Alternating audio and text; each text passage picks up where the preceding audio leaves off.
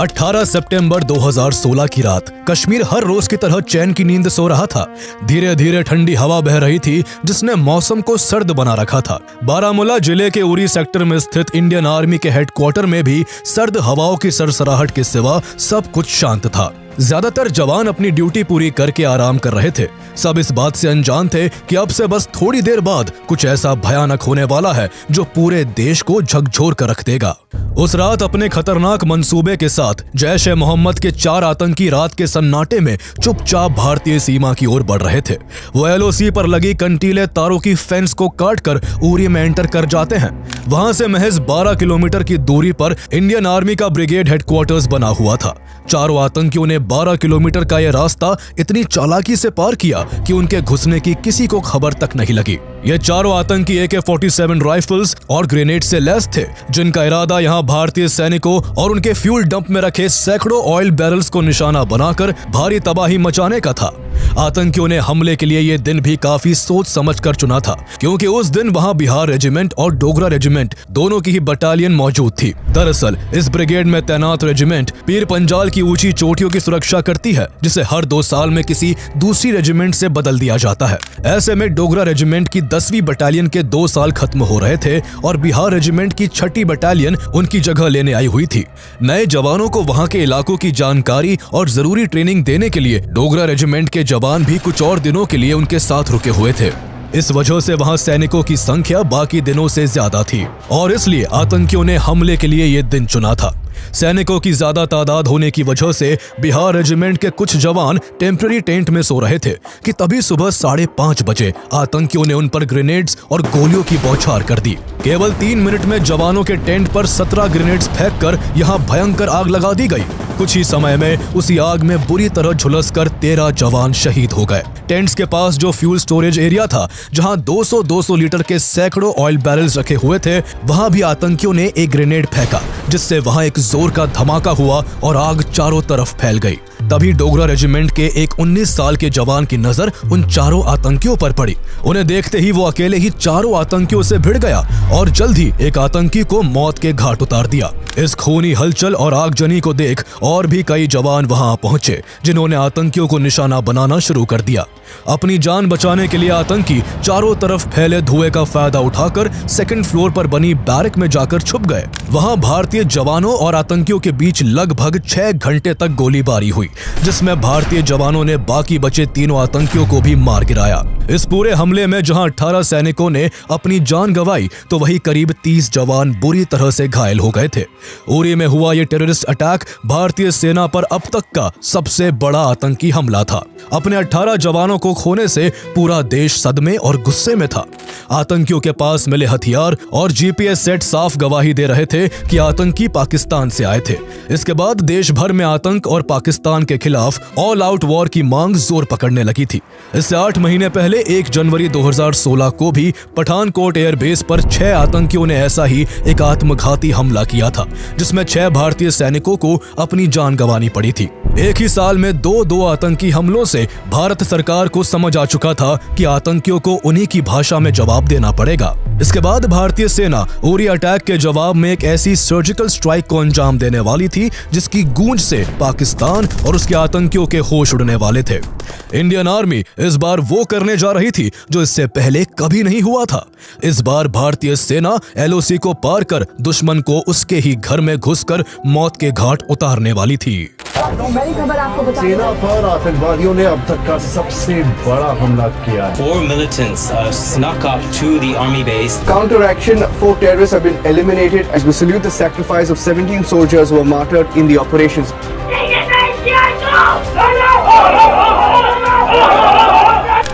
The Indian Army conducted surgical strikes last night at these launch pads.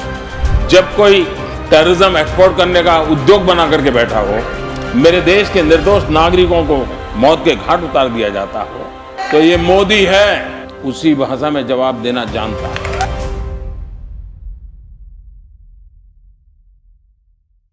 Uri में हुए इस आतंकी हमले और इसमें शहीद हुए 18 सैनिकों की खबर से भारत सरकार और भारतीय सेनाओं में हड़कंप मचा हुआ था।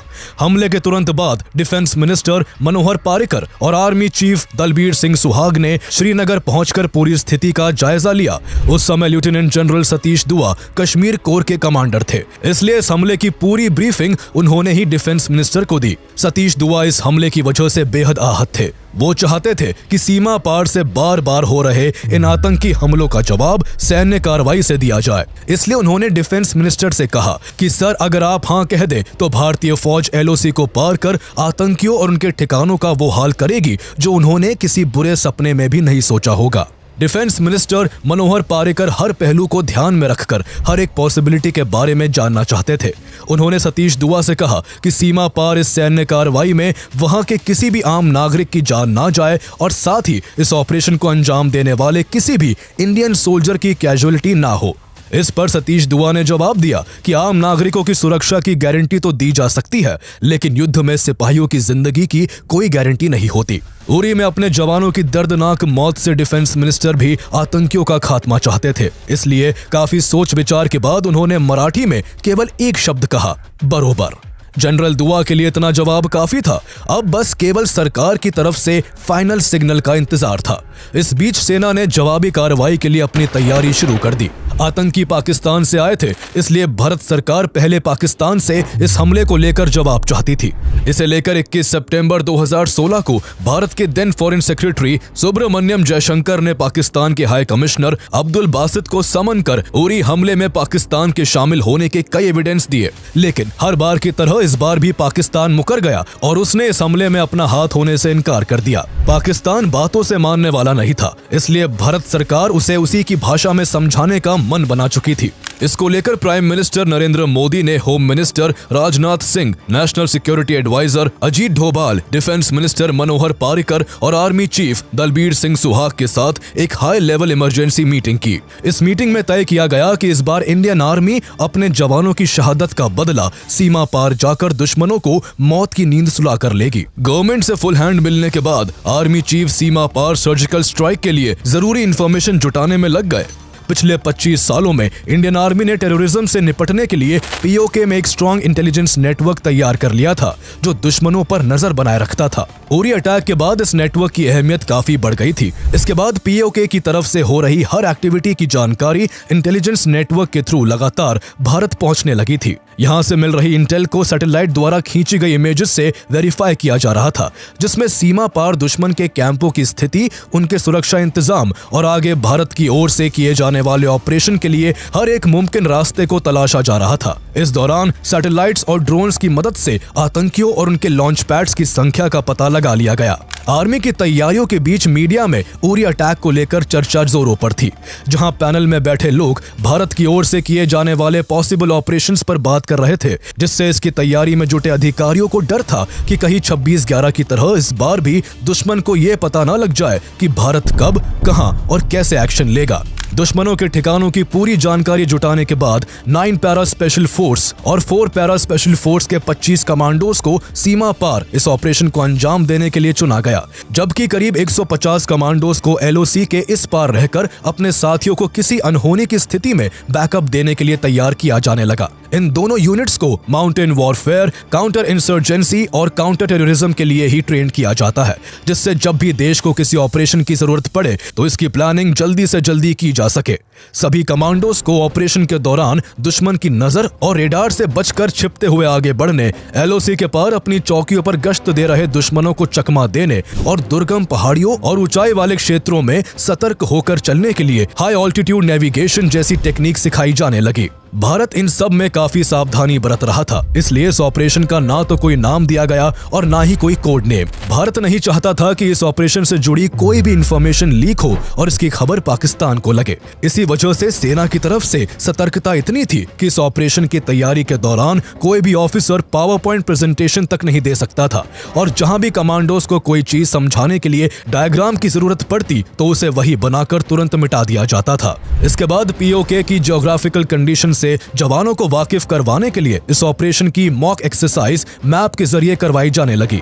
उरी अटैक के बाद केवल एक हफ्ते के अंदर भारतीय जवान दुश्मन को मुंह तोड़ जवाब देने के लिए तैयार थे। कमांडोज की सारी तैयारियां पूरी हो चुकी थी। उन्हें अब कार्रवाई करने के लिए केवल आदेश की जरूरत थी। आर्मी चीफ सही दिन के इंतजार में थे। उस दौरान यूएन के जनरल असेंबली का सेशन भी चल रहा था और फॉरेन मिनिस्टर सुषमा स्वराज 25 सितंबर को यहां स्पीच देने वाली थी। इसलिए सेना ने अपने ऑपरेशन को 3 दिन और होल्ड करने का फैसला किया। 26 सितंबर की रात सीमा पार करने के लिए मॉक ड्रिल की जाने लगी और जवानों को पीओके में मौजूद लॉन्च पैड्स को ध्यान में रखकर प्रिपेयर होने को कहा गया। ये लॉन्च पैड्स पीओके में वो आतंकी ठिकाने थे जहां से पाकिस्तान सैकड़ों आतंकवादियों को ट्रेन कर सालों से भारत पर हमले करवा रहा था। आतंकियों के इन लॉन्च पैड्स पर भारत की खुफिया एजेंसियां हफ्ते भर से नजर बनाए हुए थी। कुछ लॉन्च पैड्स एक दूसरे के करीब 500 मीटर की दूरी पर थे और पाकिस्तान की इंटेलिजेंस एजेंसी आईएसआई और पाकिस्तान आर्मी द्वारा ऑपरेट किए जा रहे थे। सभी टीम अपने अपने कामों में जुटी हुई थी और इस दौरान ही उन्हें पता लगा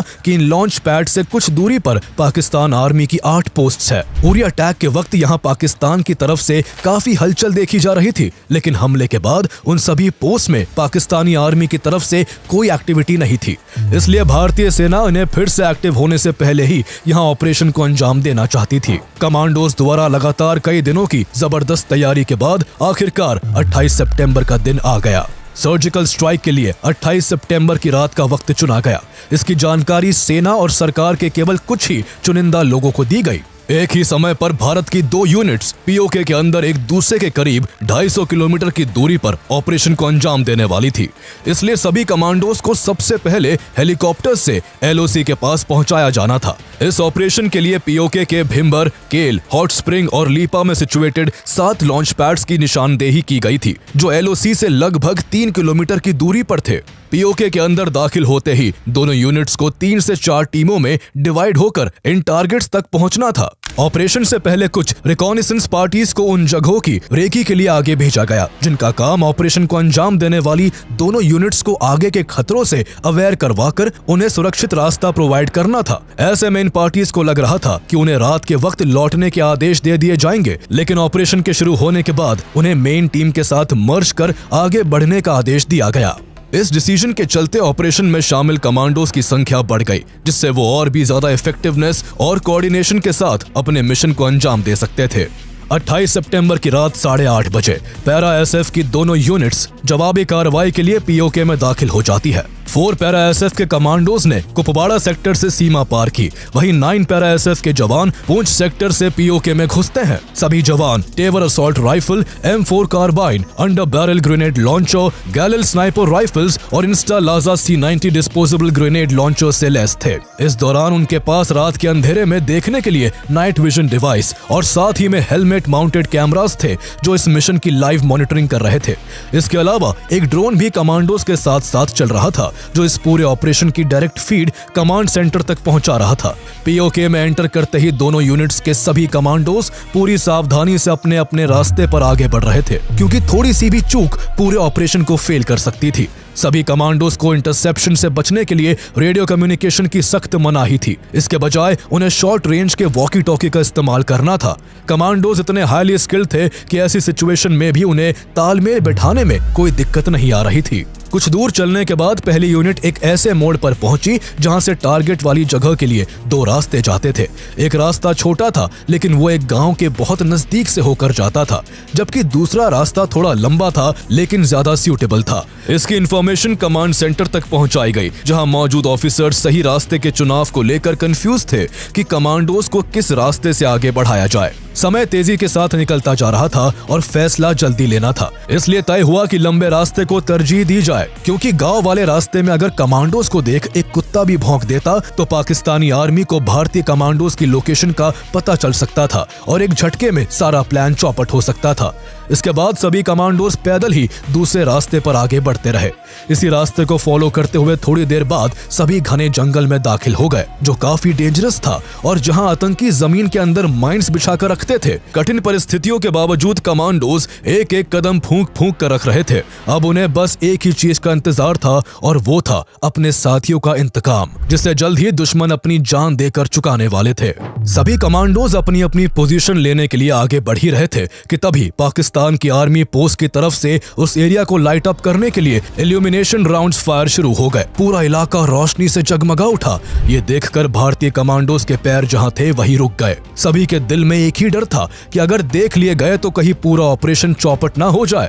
ऐसी सिचुएशन में उन्हें तुरंत ऑपरेशन की शुरुआत करनी पड़ती, जिसके लिए वो अभी सही पोजीशन में नहीं थे। दरअसल ये पाकिस्तान की तरफ से एक रूटीन राउंड्स फायरिंग थी, जिसे हर रात दोहराया जाता था ताकि वो रात के वक्त अपने दुश्मनों की ओर से होने वाली किसी भी एक्टिविटी को पहले से भांप सके। कुछ देर के इंतजार के बाद अचानक पाकिस्तान की ओर से ये इल्यूमिनेशन राउंड्स फायरिंग रुक गई, लेकिन यूनिट कमांडर ने सेफ्टी को इंश्योर करने के लिए 20 मिनट और इंतजार करने का निर्णय लिया। इसके बाद पहली यूनिट 2 हिस्सों में बंटकर अपने अपने टारगेट की ओर बढ़ने लगी। रात के घने अंधेरे में भी उनके हौसले 7वें आसमान पर थे और दिल में देश के लिए कुछ बड़ा कर गुजरने की तमन्ना थी। सभी कमांडोज पेट के बल रेंगते हुए दुश्मन के लॉन्च पैड के करीब आ गए थे। रात ढलने को थी, अंधेरा छटने लगा था और टारगेट खुली आंखों से सामने दिखाई दे रहा था।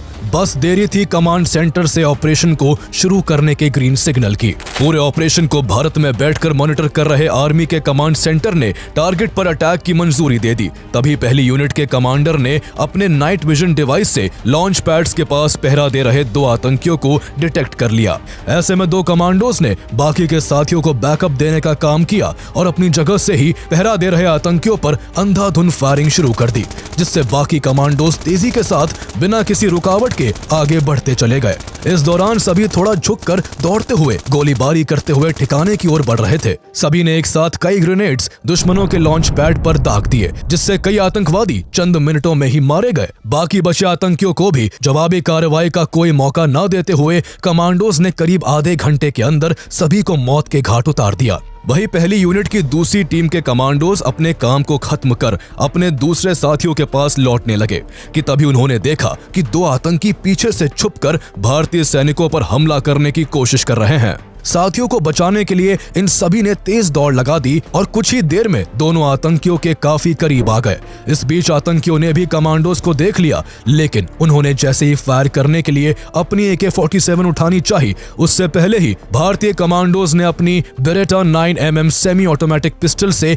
अंधाधुंध फायरिंग कर दोनों को वही मिट्टी में मिला दिया। पहली यूनिट अपने इरादों में सफल हो चुकी थी। टीम लीडर ने इस ऑपरेशन में शामिल अपनी यूनिट के सभी साथियों को काउंट किया। सभी एकदम सुरक्षित थे।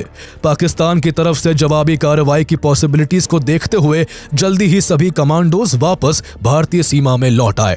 कमांड सेंटर में मौजूद lieutenant general Nimbhorkar, lieutenant general Hooda और लेफ्टिनेंट जनरल सतीश दुआ अपने कमांडोज की सफलता पर खुश थे, लेकिन अब भी उन्हें ऑपरेशन की दूसरी यूनिट के लौटने का इंतजार था। दूसरी यूनिट को अपने टारगेट तक पहुंचने के लिए POK के काफी अंदर तक जाना था, इसलिए उन्हें अपने टारगेट तक पहुंचने में सुबह का समय हो चुका था। दूसरी यूनिट के कमांडोज भी टुकड़ों में बंटकर दुश्मन के कुछ बड़े एडमिनिस्ट्रेटिव बेसिस और कई लॉन्च पैड्स पर हमला करने के लिए काफी होशियारी से आगे बढ़ रहे थे। कुछ ही देर में कमांडोज टारगेट्स के पास पहुंच गए। वहां उन्हें लॉन्च पैड्स के गेट पर कुछ आतंकी पहरेदारी करते दिखे, जिन्हें अगले पल होने वाले किसी भी हमले की कोई खबर नहीं थी। जरा भी समय बर्बाद किए बिना दूसरी यूनिट ने अपने घातक हथियारों से आतंकियों पर फायरिंग शुरू कर दी। यहाँ वो दुश्मन और उनके लॉन्च पैड्स को उड़ाने के साथ साथ वहाँ मौजूद उनके एक गोला बारूद के डिपो को भी निशाना बनाना चाहते थे। एक लॉन्च पैड के पास ही बहुत सारा डीजल और पेट्रोल रखा हुआ था। भारतीय कमांडोज ने रॉकेट लॉन्चर से उस पर हमला कर दिया, जिससे वहां जोरदार धमाका हुआ। बैरक में भयंकर आग लग गई, जिससे कई आतंकी एक के बाद एक वहीं ढेर हो गए। धमाकों की आवाजों से दूसरी बैरक के कुछ आतंकवादी जाग गए, लेकिन इस अचानक हुए हमले से उन्हें संभलने का कोई मौका नहीं मिला।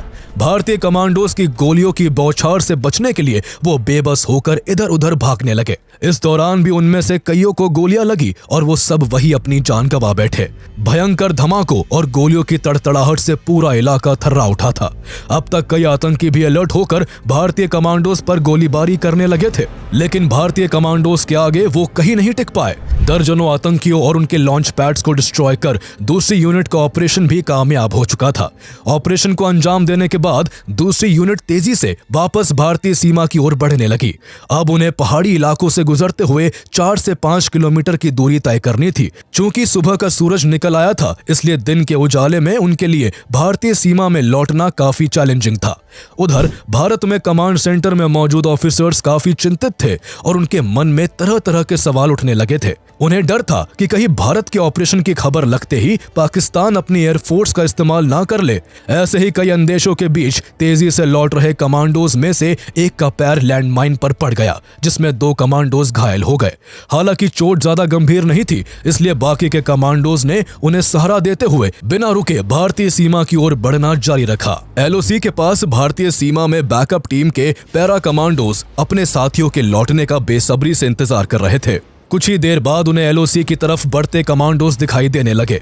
वो बस LOC के पास पहुंचने ही वाले थे कि तभी पाकिस्तान की तरफ से गोलीबारी की जाने लगी। बैकअप टीम ने अपने साथियों को सेफली एंटर कराने के लिए तुरंत आगे बढ़कर मोर्चा संभालते हुए पाकिस्तानी सैनिकों पर भयंकर फायरिंग शुरू कर दी। इस गोलीबारी में पाकिस्तान के 2 सैनिक मारे गए, जबकि कई सैनिक बुरी तरह जख्मी हो गए।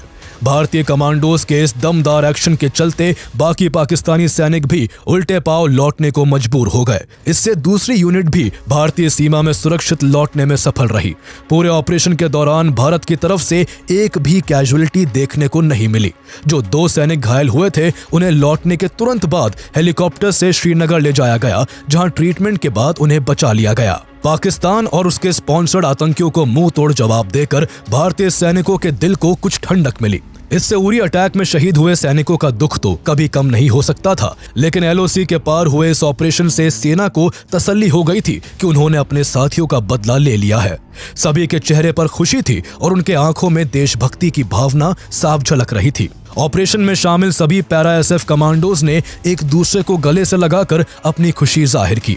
कमांड सेंटर में मौजूद ऑफिसर्स भी एक दूसरे को बधाई दे रहे थे। इस पूरे ऑपरेशन को कमांडोज ने कितने फोकस तरीके से अंजाम दिया था, इसका अंदाजा इसी से लगाया जा सकता है कि जब ऑपरेशन में शामिल दोनों यूनिट्स के कमांडर्स से पूछा गया कि आखिर ऑपरेशन में कितने पाकिस्तानी आतंकवादी मारे गए, तो उन्होंने बड़ी सहजता से जवाब दिया कि उनका काम आतंकियों और उनके ठिकानों को तहस नहस करना था, न कि डेड बॉडीज की गिनती करना। बाद में सैटेलाइट से कैप्चर की गई इमेजेस से पता चला कि पूरे ऑपरेशन के दौरान 38 से 40 आतंकवादी मारे गए और वहां मौजूद सभी आतंकी ठिकानों और उनके हथियारों को पूरी तरह से नेस्तनाबूद कर दिया गया। जल्द ही सफल ऑपरेशन की जानकारी गवर्नमेंट तक भी पहुंच गई।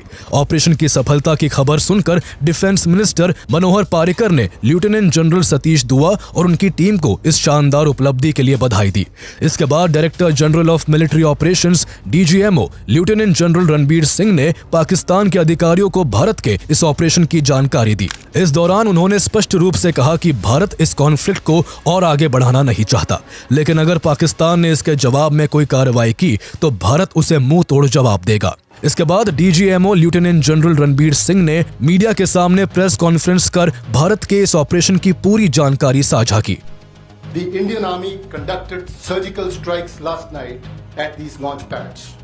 हालांकि इस ऑपरेशन का कोई नाम नहीं था, लेकिन मीडिया ने इसे सर्जिकल स्ट्राइक का नाम दे दिया और तभी से ये नाम पॉपुलर हो गया। जैसे जैसे खबरें बाहर आना शुरू हुई, पूरे देश की नजरें टेलीविजन स्क्रीन पर टिक गई। पूरा देश भारतीय सेना की जवाबी कार्रवाई को देख भी रहा था और उनकी वीरता की तारीफ भी कर रहा था। अगले साल 26 जनवरी 2017 को प्रेसिडेंट प्रणब मुखर्जी ने इस सर्जिकल स्ट्राइक को सफल बनाने वाले जवानों को कीर्ति चक्र और युद्ध सेवा मेडल जैसे गैलेंट्री मेडल से सम्मानित किया। यह सम्मान उन वीर जवानों की बहादुरी और देश के लिए उनके योगदान का प्रतीक था, जिसने हर भारतीय को गर्व और प्रेरणा से भर दिया था।